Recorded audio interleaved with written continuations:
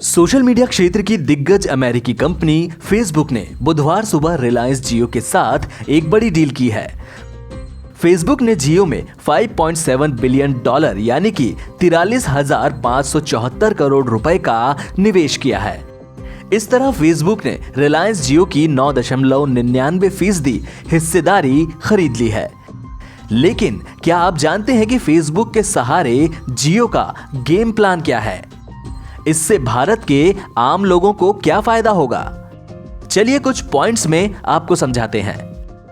घर घर पहुंचेगा रिलायंस स्मार्ट का सामान। रिलायंस जियो के एक वरिष्ठ अधिकारी का कहना है कि इस डील के जरिए रिलायंस के जियो मार्ट को पूरे देश में फैलाने में मदद मिलेगी। जब 3 करोड़ छोटे दुकानदारों को जियो मार्ट नेटवर्क में शामिल किया जाएगा तो जियो मार्ट का सामान गांव-गांव तक आसानी से पहुंचेगा। ये दुकानें उनके लिए डिलीवरी पॉइंट का काम करेंगी। इसके तहत होगा ये कि कोई व्यक्ति व्हाट्सएप पर ऑर्डर देगा तो उसका जहां घर है उसके पास के दुकानदार के पास तुरंत मैसेज पहुंचेगा। बस तुरंत उसके घर सामान पहुंचने की व्यवस्था हो जाएगी। किसानों को भी होगा फायदा। रिलायंस जियो के अधिकारी का कहना है कि फल, सब्जी और कुछ एग्री कमोडिटी के लिए रिलायंस जियो सीधे किसानों से हाथ मिलाता है। इससे बिचौलियों पर लगाम लगती है और क्वालिटी अपने हाथ में रहती है।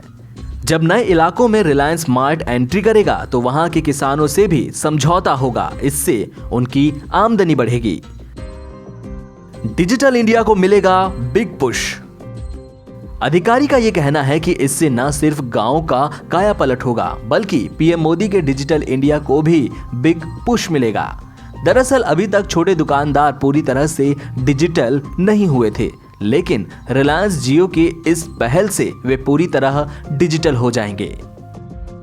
सुनिए इस डील के बारे में रिलायंस के चेयरमैन मुकेश अंबानी का क्या कहना है। Jio's digital new commerce platform and WhatsApp will empower nearly 3 crore small Indian kirana shops to digitally transact with every customer in their neighborhood.